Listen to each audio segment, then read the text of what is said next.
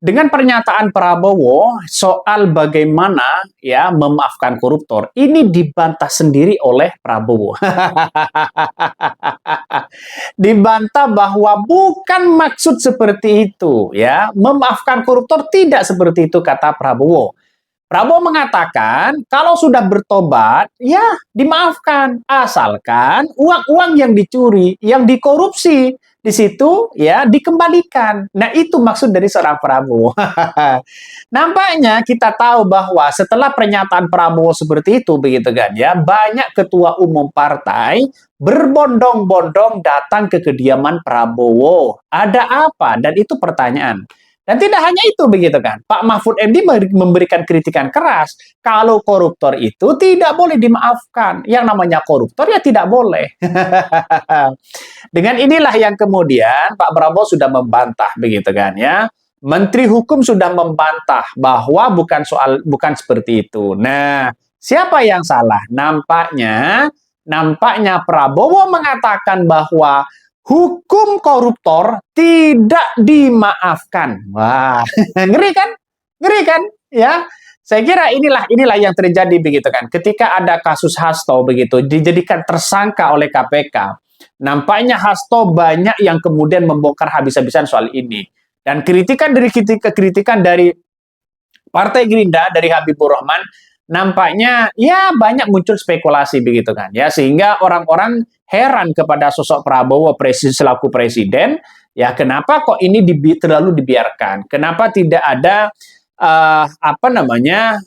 ada perampasan aset misalnya, itu kan lebih baik ya untuk Presiden Prabowo selanjutnya. Makanya harapan besar kepada Prabowo ini adalah harapan dari rakyat. Bagaimana soal supremasi hukum, bagaimana soal ekonomi, bagaimana soal kesejahteraan, itu benar-benar dilakukan oleh sosok Prabowo. Nah, kalau sudah itu dilakukan, itu harapan besar. Kalau bukan Prabowo lagi, siapa lagi?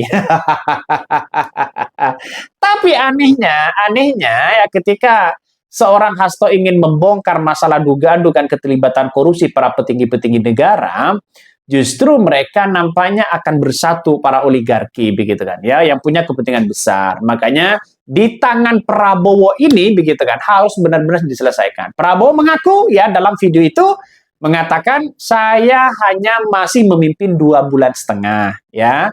Mau 3 bulan, ya nanti tunggu selanjutnya. Nah, ini gertakan ini akan menjadi semakin panas ya. Coba kita lihat ya videonya seperti ini. Ada yang mengatakan Prabowo mau maafkan koruptor. Bukan begitu. Kalau koruptornya sudah tobat, bagaimana tokoh-tokoh agama? Iya kan? Orang bertobat. Bertobat tapi kembalikan dong yang kau curi.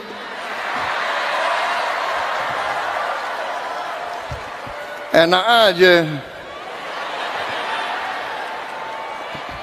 Udah nyolong, aku bertobat. Yang kau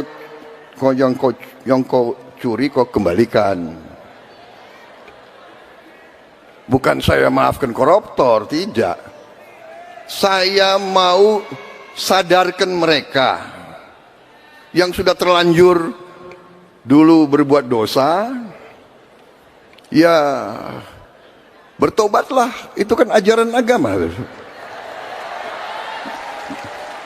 Bertobatlah, kasihan rakyat, kembalikan uang itu.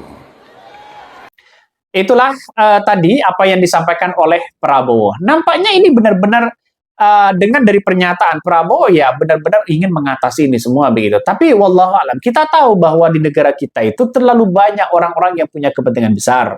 Jadi sekarang apakah mau cuci tangan atau bagaimana atau saling membantah sana sini begitu kan, kita tunggu saja. Nampaknya berpikiran idealis seperti Profesor Mahfud nampaknya bisa mengalahkan narasi-narasi orang yang hanya itu-itu aja.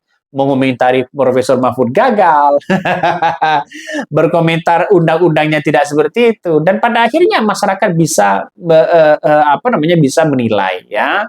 Makanya di kepemimpinan Prabowo ini kan masih kurang lebih 3 bulan begitu kan ya menjabat, sehingga ya kita tahulah ya ada nanti begitu kan bisa saja ada kasus-kasus besar yang akan diungkapkan oleh Prabowo.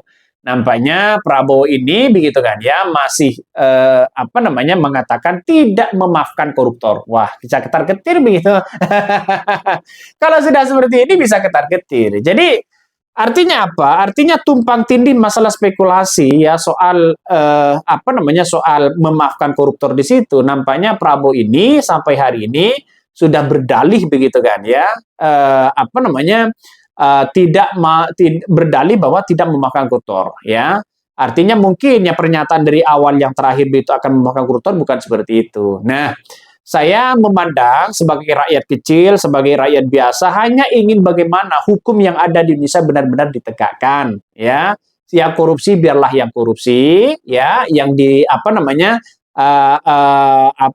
melakukan apapun begitu kan ya pada negara kita, apalagi kerugian negara kita itu benar-benar ditindak seadil-adilnya. Ya biarkan kalau ada yang korupsi biarlah ya hukum yang akan menjerat itu. Nah, kalau saya pribadi begitu dengan penangkapan dengan mentersangkakan Hasto hari ini ya walaupun jadi tersangka oleh KPK Hasto masih bebas. Karena mungkin orang berspekulasi bukti-bukti masih belum kuat.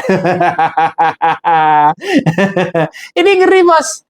Jadi tidak ada dendam politik lah ya dalam dalam negara kita. Setidaknya kami berasumsi dan menganalisa bahwa harapan masyarakat kepada Prabowo itu sangat tinggi dalam artian soal hukum. Jangan lagi kemudian ya ditakut-takuti, jangan lagi kemudian kegagalan yang melebihi dari seorang Jokowi, kan itu harapan dari masyarakat ya.